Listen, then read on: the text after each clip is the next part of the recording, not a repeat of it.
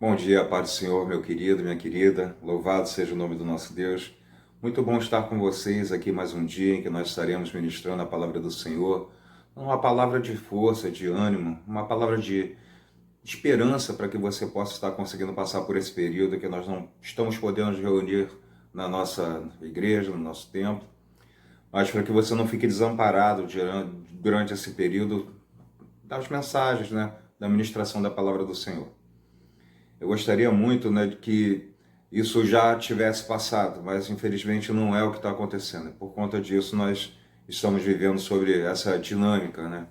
E tenho certeza que logo, logo isso vai passar, porque Deus ele tem sempre ministrado aos nossos corações, tem abençoado as nossas vidas, tem nos guardado poderosamente. Eu sei que logo, logo essa tempestade ela passa e a gente vai poder voltar para a casa do Senhor, vamos poder adorar juntos, vamos poder nos abraçar, mas até lá é necessário que nós possamos ter disciplina, estarmos obedecendo tudo aquilo que o Ministério da Saúde, a Secretaria de Saúde tem determinado a cada um de nós, para que possamos passar por esse grande período de tribulação a salvos. Amém? Esse dia eu vou estar ministrando sobre a sua vida, sobre um texto que está lá no livro do profeta Amós, um profeta menor. A palavra do Senhor conta que Amós, ele nem era de tradição profética. Se você for analisar, sobretudo o livro de Reis, o livro de Crônicas e os livros dos profetas menores, você vai perceber que de alguma forma os profetas, eles são oriundos de família de profetas, eles são oriundos de um círculo de profetas. Existe um termo, inclusive, que é utilizado teologicamente para falar sobre escola de profetas, ou seja, o grupo de pessoas que se reúne em torno desse que eu poderia chamar de ministério profético. Amós, ele não fazia parte dessa classe, não, de forma alguma. Amós, pelo contrário, ele era um agricultor. A palavra do Senhor, inclusive, diz que Amós, quando se dirige ao povo de Israel, ele fala que não era nem profeta e nem filho do profeta, mas ele era boieiro e cultivador de sicômoros. Existem outras tradições que vão colocar outras atividades, né? A forma diferente de ver essas atividades. Mas de qualquer forma, ele não era de tradição profética. O que importa dizer aqui nesse momento é que, independente da tradição, se Deus levantou, a pessoa ela vai estar executando de maneira excelente aquilo que Deus tem proposto a ele. Isso é um primeiro ponto que eu gostaria de colocar para você a respeito do profeta Amós. O segundo ponto é que a missão de Amós não foi nada fácil. A princípio, ele não era de tradição profética e, portanto, ele também seria rejeitado até por alguns profetas. Mas a maior rejeição que ele sofreu foi por conta do local de onde ele residia e onde ele foi profetizar. Amós era do reino do sul, o reino de Judá, que nesse período já era separado do reino do norte. Ou seja, era um único reino que se separou em duas partes. O reino do norte se transformou em Israel, com a sua capital na cidade de Samaria. O reino do sul se chamou Judá, cuja capital estava em Jerusalém. Essa separação ela fez com que essas duas nações, de alguma forma, tivessem um pé atrás com as pessoas que estavam do outro lado da fronteira. É curioso porque antes era uma única nação, uma única fronteira, mas depois que isso acontece, as diferenças que antes já existiam, porque até mesmo quando era uma organização tribal, existiam diferenças entre tribos e tribos, mas nesse momento essas diferenças elas se acentuam. E por que eu estou dizendo isso para você? Porque Amós, que não era profeta, era do reino do sul, ele vai ser enviado por Deus para ir ao reino do norte para profetizar. Para falar para aquelas pessoas que elas estão vivendo no caminho errado. E essa é uma terceira dificuldade que eu gostaria de destacar para você. Imagine que nenhum de nós gosta de ser chamado a atenção. É um fato natural. E essas pessoas certamente também não gostaram de ser chamadas a atenção, principalmente porque viviam em uma situação de tranquilidade no momento em que Amós foi pregar para eles. O rei da época era Jeroboão II, havia uma prosperidade enorme no reino de Israel, as pessoas elas não tinham preocupação com nada. mas Amós já estava profetizando sobre um juízo que Deus estaria estabelecendo naquela nação. Talvez alguns de vocês não saibam, mas anos depois, o reino da Síria, ele invade o reino de Israel e acaba com aquele reino. Amós ele fala sobre essas questões. Ou seja, as pessoas viviam num momento de tranquilidade, num momento de paz, mas ainda assim elas passariam pelo juízo.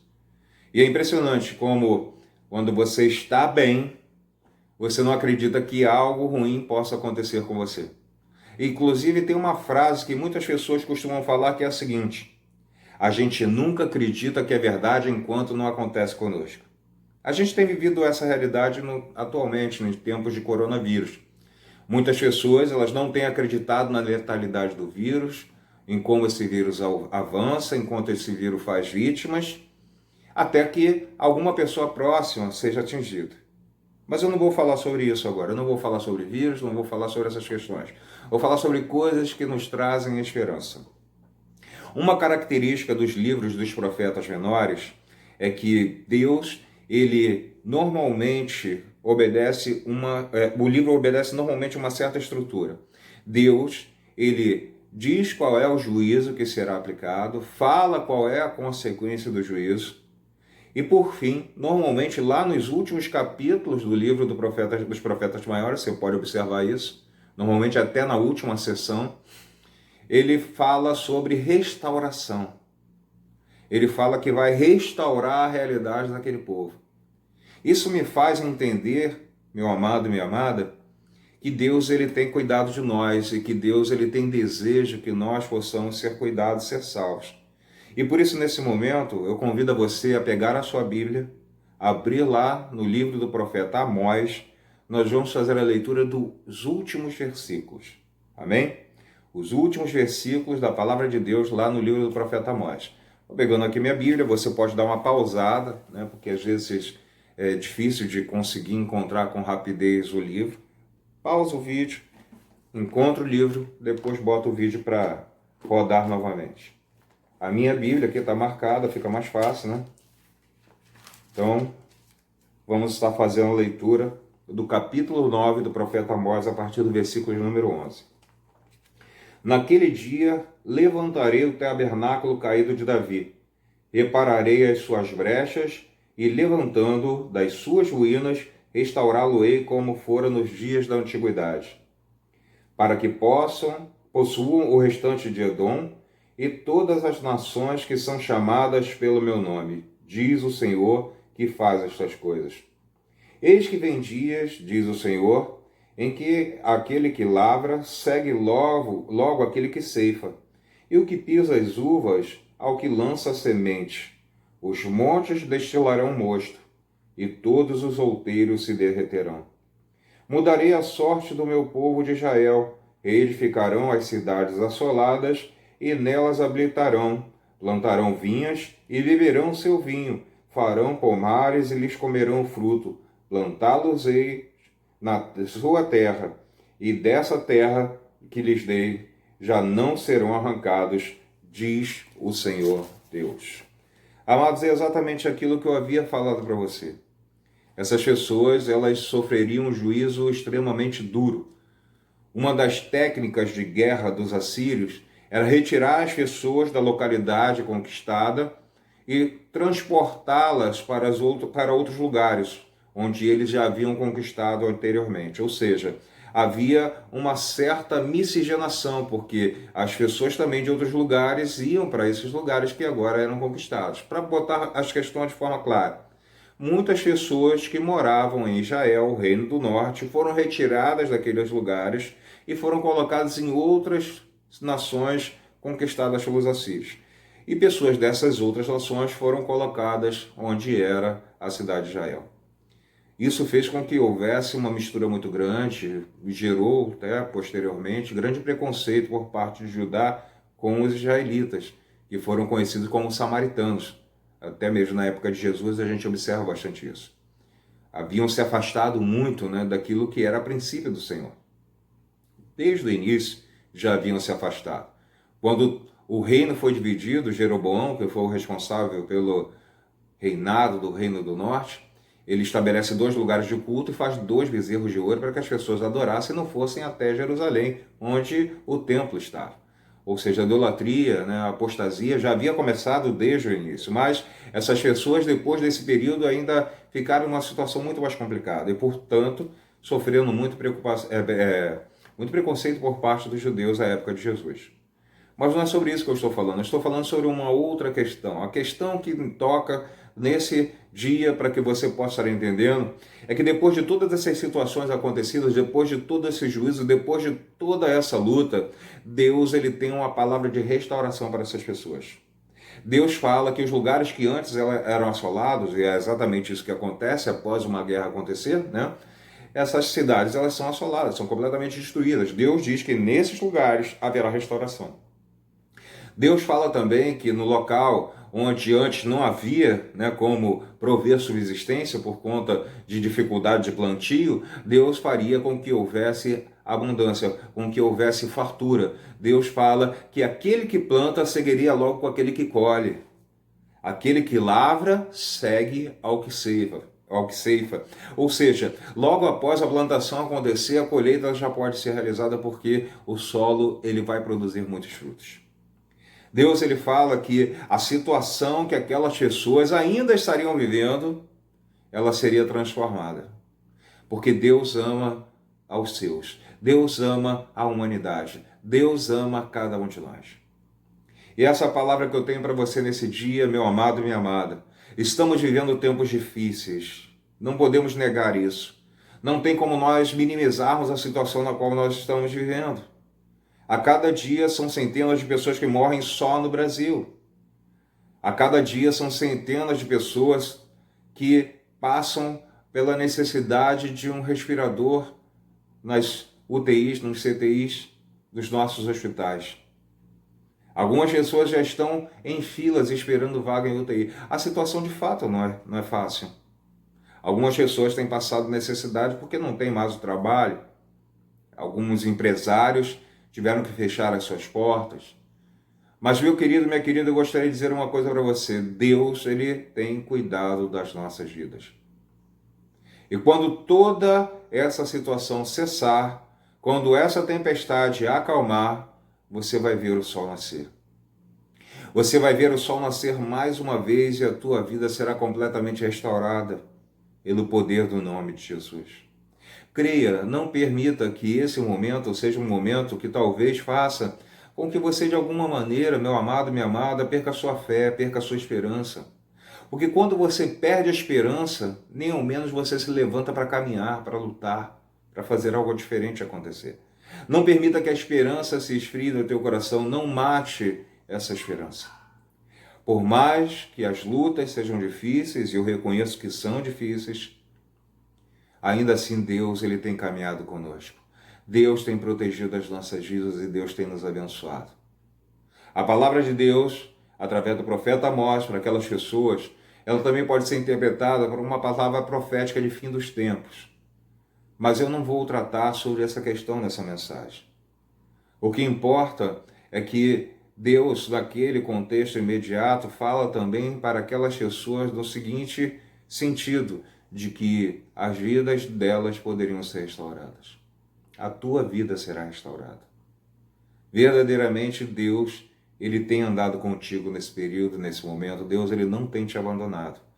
Por mais que as circunstâncias possam dizer o contrário, Deus não te abandonou. Eu estava outro dia lembrando sobre a história de José. José teve todos os motivos do mundo para achar que Deus havia abandonado ele. Foi vendido pelos irmãos como escravo, levado ao Egito, acusado injustamente de abusar da sua patroa, colocado numa prisão durante anos, mas em nenhum momento José ele deixou de acreditar que Deus estava com ele. Em nenhum momento José deixou de adorar ao Senhor. E Deus acabou por restaurar a vida de José, e essa restauração acabou alcançando também a sua família, os seus irmãos, que haviam inclusive o maltratado tanto. Por isso, nesse dia, meu amado e minha amada, eu peço para que você possa permanecer com a sua fé, com a sua esperança. Não se deixe abater por nenhuma dessas circunstâncias, porque verdadeiramente o Senhor, Ele tem te guardado, o Senhor, Ele te abençoe, o Senhor vai te guardar e vai fazer com que você saia dessa situação. Crê em Deus, tenha fé nele, e certamente Deus Ele estará abençoando a tua vida poderosamente. Não vejo a hora de estar com vocês na igreja, estarmos juntos, mas até lá, que o Senhor Ele possa guardar a tua vida. Nós vamos orar nesse momento. Orar pelos profissionais de saúde que estão sofrendo muito com falta de EPI, aqueles equipamentos individuais de segurança, né, de proteção. As pessoas que têm que usar a máscara, mesmo a máscara, além do período que é permitido, orientado pelo próprio médico, pelas organizações da saúde. Alguns deles sem aquela viseira acrílica, alguns sem o jaleco, sem o roupão. Pessoas que têm sofrido, têm inclusive, né, ficado adoecidas e alguns até têm morrido. Nós vamos orar por essas pessoas, profissionais de saúde, profissionais de limpeza também, somente de limpeza hospitalares. Essas pessoas estão expostas a essas coisas tanto quanto os médicos, tanto quanto os enfermeiros, e às vezes nem são lembrados. Nós vamos orar por todos os outros profissionais que têm trabalhado para manter a vida continuando. Os funcionários do mercado e farmácias e diversos outros lugares. Nós vamos estar orando por todas essas pessoas. Nós vamos orar pelas pessoas de grupo de risco, que talvez tenham, né, estejam passando por esse momento de forma muito doída, né, sem a certeza até mesmo de que conseguirão passar por essa situação ilesos. Nós vamos orar por toda a humanidade, independente de credo, porque nós cremos que Deus ama a vida. Deus ama o ser humano. Nós vamos orar a todos, por todos. Amém? Feche seus olhos, vamos orar ao Senhor. Senhor, nosso Deus e nosso Pai, louvado e engrandecido seja o teu santo e poderoso nome. A ti, Senhor Deus, seja dada toda a honra, toda a glória, todo o louvor e toda a adoração. Nessa hora, colocamos diante das suas mãos a vida dos profissionais de saúde, os enfermeiros, técnicos de enfermagem, médicos, das pessoas que também participam desse processo de limpeza, Senhor Deus, e são tão vulneráveis diante dessa pandemia. O Senhor possa guardar as suas vidas, o Senhor possa os fortalecer, os abençoe, os livre de todo mal. Peço também, Senhor Deus, pelas pessoas que estão em grupo de risco, estão aterrorizadas dentro dos seus lares, angustiadas, o Senhor possa abençoá-las poderosamente. Toma em tuas mãos os empresários, Senhor Deus, que por algum motivo têm passado também, Senhor Deus, por essas necessidades. E tiveram que fechar as suas portas, talvez até mesmo demitir os seus funcionários. Abençoe também esses funcionários que precisam garantir a sua subsistência, Senhor Deus, e nesse momento podem estar desamparados. Queremos pedir que a tua bênção e a tua graça possa alcançar toda a face da terra, todo o nosso planeta, e todas as pessoas possam ser livradas, Senhor Deus, deste mal. O Senhor possa estar atuando, Senhor Deus, na vida de todas as pessoas, meu Pai, em nome de Jesus. Peço, Deus, a Ti para que o Senhor faça cessar, Senhor Deus, a ação desse vírus, para que o Senhor possa sarar a humanidade, sarar, Senhor Deus, a toda a face da terra. Toma, Senhor Deus, em Tuas mãos as nossas vidas e nos abençoe poderosamente. Assim oramos, em nome de Jesus. Amém. Amados, nós logo estaremos juntos e eu louvo a Deus pela tua vida. Que o Senhor Ele possa te guardar cada dia mais. Receba a bênção do Senhor. E o amor do nosso Deus e Pai, a graça salvadora do nosso Senhor Jesus Cristo e as consolações do Espírito Santo de Deus sejam derramados sobre a tua vida, meu irmão, sobre a tua vida, minha irmã, e sobre a vida de todo o povo de Deus espalhado sobre a face da terra. E você possa concordar dizendo amém. Que Deus te abençoe e te guarde. Até a próxima vez que nós estaremos gravando outra mensagem. Em nome de Jesus. Amém.